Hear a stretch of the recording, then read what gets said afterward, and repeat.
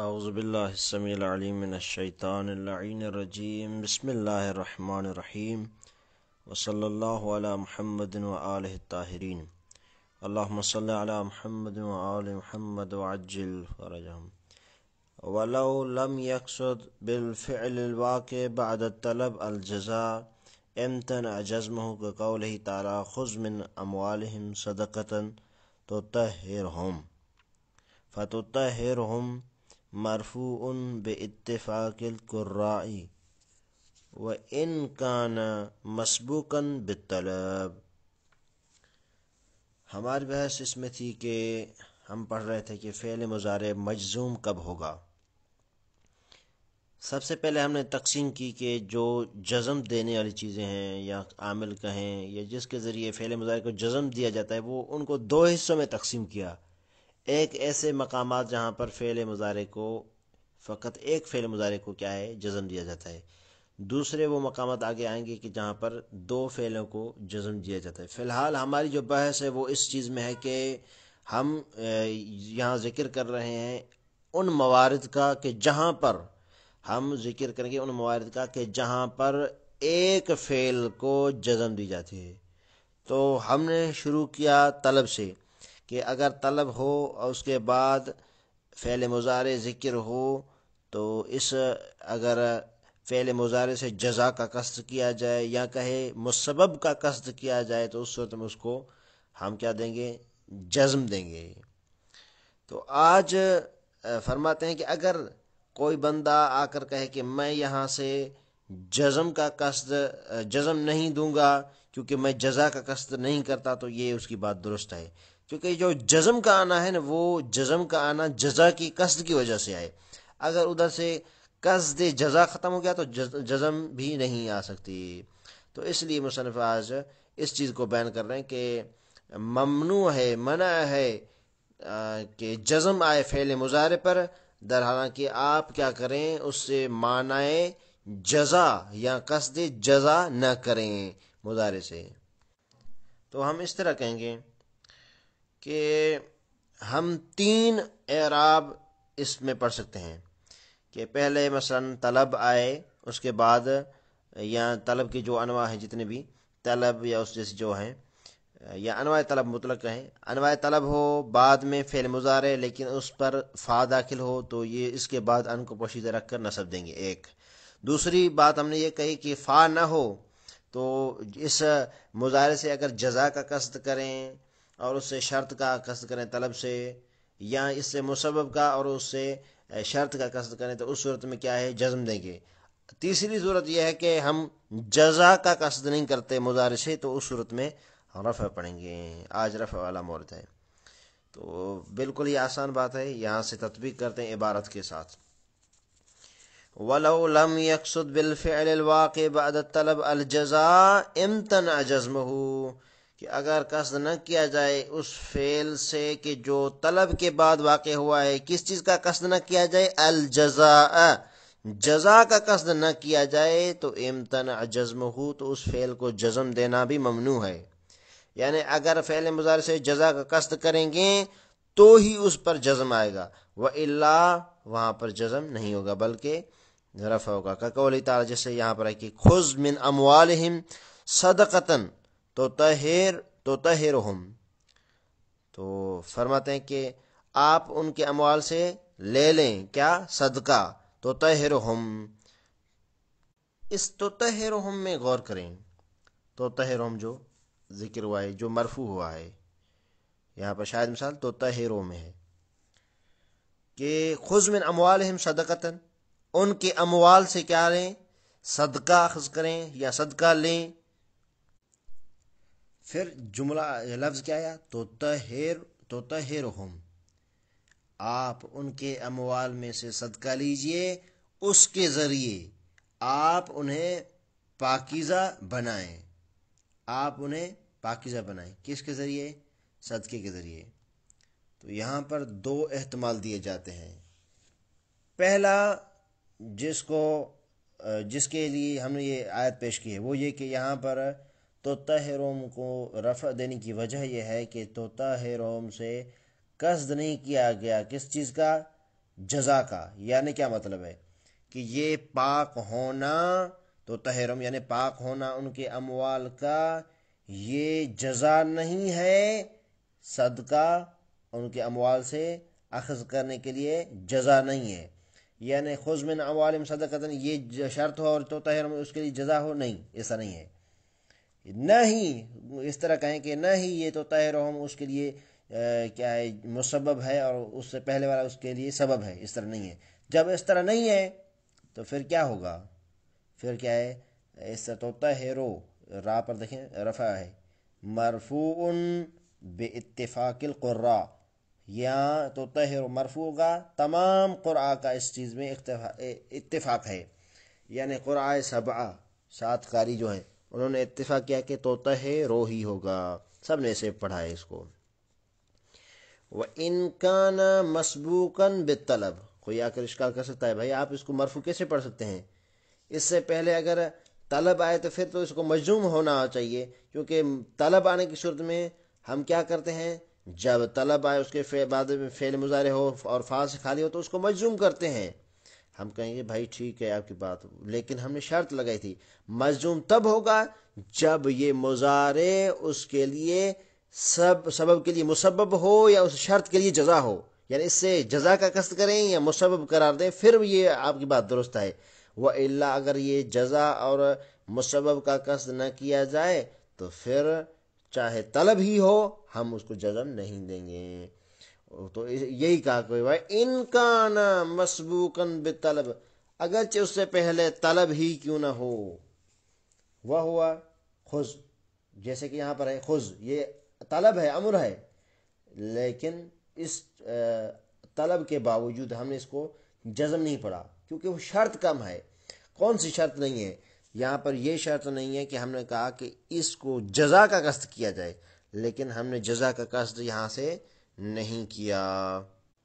اگر یہاں پر جو ہم نے آیت کا ترجمہ کیا وہ ترجمہ اور تھا، وہ کون سا ترجمہ تھا؟ وہ گویا کہ ہم سبب اور مسبب کا کیا یا شرط اور جزا کا کیا، لیکن جو یہاں پر وہ مراد لینا چاہتے ہیں وہ اس طرح نہیں ہے۔ کیسے وہ یہ مراد لینا چاہتے ہیں کہ ہم اس کو کیا قرار دیں، خود یہاں پر آ رہا ہے، وہ تفصیل انشاءاللہ سمجھ میں آ جائے گی۔ وہ کیا ہے کہ یہاں پر دیکھیں اس فعل مضارع کو آپ مسبب قرار نہ دیں، بلکہ یعنی یہاں پر مسبب قرار نہیں دیا گیا، اگر مسبب ہوتا تو حتماً اس پر کیا ہے جزم ہوتا، تو ہم اس کی تعویل کریں گے کہ یہاں پر مسبب نہیں ہے، بلکہ کیا ہے اس یہاں پر مسبب کا اس کا قصد نہیں کیا گیا ہے، کس چیز کا؟ مسبب کا یا جزا کا۔ اگر ہوتا تو جزم ہوتا، تو جب نہیں ہے جزم تو اس کا مطلب ہے ہم اس کو تعویل کریں گے اس طرح کہ یہ جو ہے ہی یہ جو مضارع ہے، مضارع کا جو صیغہ ہے فَتُطَہِّرُهُمْ، یہ کیا ہے؟ لیس مقصوداً بہی معنی، اس سے یہ معنی مقصود نہیں ہے جو ابھی ہم پڑھ رہے ہیں۔ اچھا ان تأخذ منہم صدقتاً، کہ اگر آپ ان سے صدقہ لیں گے تو یہ صدقہ لینا سبب ہوگا کہ تو طاہرہم وہ پاک ہو جائے گے، نہیں یہ نہیں ہے، یہ معنی مراد نہیں ہے کہ صدقہ لینا آپ کا یہ سبب ہوگا اور اس کا پاک ہونا یہ مسبب بن جائے گا، نہیں، اس طرح نہیں ہے۔ وَإِنَّمَا أُرِيدَ خُذْ مِنْ أَمْوَالِهِمْ صَدَقَةً مُطَہَّرَةً، بلکہ اس کا ترجمہ آپ اس طرح کریں گے کہ آپ ان کے مال میں سے صدقہ مطہرہ، غور فرمائیں، صدقہ مطہرہ لے لیں، ان کے اموال میں سے صدقہ مطہرہ یعنی پاک صدقہ لے لیں۔ تو مطہرہ کو گویا کہ ہم نے یعنی تو طاہرہ کو کیا بنایا ہے؟ صفت بنایا ہے، کس کے لیے؟ صدقہ کے لیے۔ دو چیزیں ہیں، اب اس کا خلاصہ بیان کر رہے ہیں تاکہ سمجھ میں آ جائے، بات واضح ہو جائے مزید بہتر طریقے سے۔ دو چیزیں ہیں، ایک چیز یہ ہے کہ یہ جو تو طاہرہ ہے یہ مسبب ہے، تو کہا کہ یہ مسبب نہیں ہو سکتا، اگر مسبب ہوتا اور پہلے والا سبب تو پھر تو جزم آنا چاہیے نا۔ اب ایسی تعویل لے کر آئیں کہ یہاں پر رفع والی چیز بنے، یعنی وہ جزا اور شرط والی چیز بھی نہ ہو، سبب مسبب بھی نہ ہو، اگر وہ ہوتا تو جزم ہوتا نا، یہاں پر نہیں ہے، تو کیا ہوگا؟ تعویل کرنی پڑے گی۔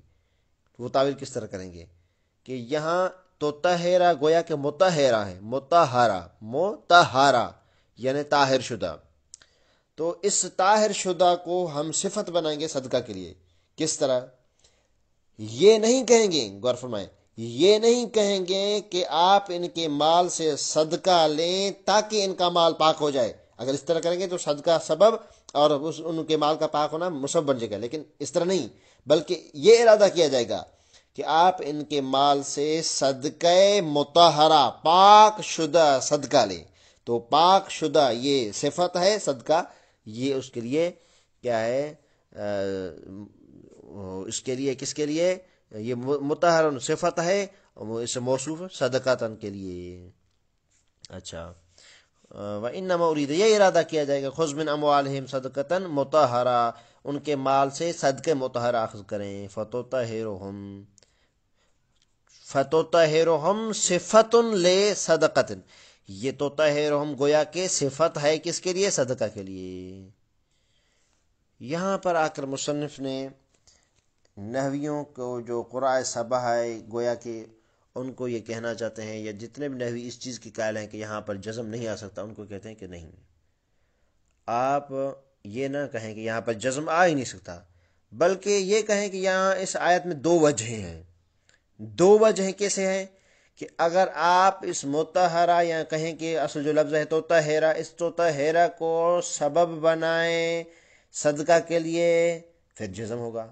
اگر اس کو طہرہ کو مطہرہ کی جگہ پر رکھ کر صدقہ کے لیے صفت بنائیں تو پھر کیا رفع ہوگا. آپ یہ دو وجہ بنائیں، کیوں نہیں بناتے؟ کیا معنی ہے اس چیز سے کہ آپ اس طہرہ کو کیا ہے، طہرہ کو جزا مان لیں اور صدقہ کو کیا کر لیں؟ صدقہ کو اس کے لیے شرط قرار دیں، یا طہرہ کو کہیں کہ مسبب اور صدقہ کو شرط قرار دیں، یعنی مسبب و سبب قرار دیں یا شرط اور جزا قرار دیں. جب یہ ممکن ہے اور کوئی معنی نہیں ہے تو پھر آپ یہ کیوں کہہ رہے ہیں کہ یہاں پر فقط رفع ہوگا؟ بلکہ رفع بھی آ سکتی ہے اور جزم بھی، دونوں آ سکتے ہیں. ہاں، جزم تب ہوگا کہ جب ہم جزا کا قصد کریں. جب جزا کا قصد نہ ہو یا مسبب کا قصد نہ ہو پھر رفع آئے گا. اچھا، وَلَوْ قُرِئَ بِالْجَزْمِ عَلَى مَعْنَى الْجَزَا، کہتے ہیں کہ اگر اس کو پڑھا جائے جزم کے ساتھ عَلَى مَعْنَى الْجَزَا، لیکن قصد کس کا کیا جائے؟ جزا کا. لم یمتنع، مصنف فرماتے ہیں یہ ممنوع نہیں ہے فی القیاس، قاعدے کے مطابق، کیونکہ قاعدہ کیا ہے کہ جب جزا واقع ہو فعل تو پھر کیا ہے، یہ درست ہے کہ اس کو جزم دیا جائے. تو یہ قاعدے کے مطابق ہے، کوئی ممانعت نہیں ہے اس میں. مصنف ایک اور مثال پیش کر رہے ہیں، کما قرئ قولہ تعالی. اب جو یہ آیت آ رہی ہے اس میں بھی دو وجہ ہیں، ایک رفع ایک جزم. رفع کب پڑھیں گے اور جزم کب پڑھیں گے، دونوں صورتیں بیان کریں گے اس میں. اچھا، فَهَبْ لِي مِن لَّدُنْكَ وَلِيًّا يَرِثُنِي، یہ خدا سے دعا ہے کہ مجھے اپنی طرف سے ولی دے دے، یعنی بیٹا دے دے کہ جو میرا یارثنی وارث بنے. کہتے ہیں کہ بالرفع، اس یارثنی کو رفع کے ساتھ پڑھا گیا ہے. دیکھیں ہب پہلے طلب بھی آیا ہے، پھر بھی اس کو کیا ہے، یارثنی کو رفع سے پڑھا گیا ہے. کیوں؟ الا جعل یارثنی صفتا لولین، کہ یہ یارثنی ولین کے لیے صفت ہے. یعنی اس طرح ترجمہ ہوگا کہ مجھے اپنی طرف سے بیٹا دے دے، ولی کہیں یا بیٹا، جو بھی ایک ہی بات ہے، بیٹا دے دے، بیٹا جس کی صفت یہ ہے کہ وہ وارث بنے. بیٹا جو وارث ہوتا ہے وہ مجھے دے دیں، بیٹا جو وارث ہوتا ہے مجھے دے دیں، اس کی صفت کیا ہے؟ وارث ہونا. تو پھر اس طرح کیا ہے، رفع ہوگا. وبالجزم، اس یارثنی کی یارثنی بھی پڑھ سکتے ہیں، یعنی سا پر جزم کے ساتھ. کیسے؟ اعلیٰ جعلہ، کہ آپ اس کو قرار دیں یارثنی کو جزا کس کے لیے؟ للامر، اس امر کے لیے. کون سا امر؟ وہاں پر جو پیچھے ہب ہے، ہب فہبلی، اس ہب کے لیے، اس امر کے لیے جزا کر دیں. اس کو شرط ہے، اس کو جزا، یا اس کو کیا ہے، آپ قرار دیں، شرط قرار دیں اس کو کیا ہے، جزا کی جگہ پر. اور وہاں یہ بھی کہہ سکتے ہیں کہ سبب اور مسبب بھی یہاں ہو سکتا ہے. ٹھیک، یہ دونوں چیزیں ہو گئی. وَذَلِكَ بِخِلَافِ قَوْلِكَ، مصنف فرماتا ہے یہاں جو دو مثالیں آپ نے پیش کی اس میں تو ہو سکتا ہے، لیکن آپ کے اس قول میں کیا ہے، یہ نہیں ہو سکتا. ذالکا یہ قانون جو ہے بخلاف قول کا، آپ کے اس قول کے خلاف ہے. یہاں پر یہ قانون نہیں چلے گا کہ دو وجہیں ہوں. ائتنی برجل یحب اللہ ورسولہ، آپ لے کر آئیں میرے پاس ایک ایسے مرد کو کہ جو محبت کرتا ہو اللہ اور اس کے رسول سے. کہتے ہیں کہ یہاں پر یحبو کو رفع پڑھا گیا ہے، ائتنی طلب کے باوجود اس کو رفع پڑھا گیا ہے. مصنف فرماتے ہیں فإنہ لا یجوز فیہ الجزم، رفع ہی ہوگا یحبو کو، جزم جائز نہیں ہے. کیوں؟ لأنک لا ترید ان محبت الرجل للہ ورسولہ مسببۃ عن الاتیان بہ.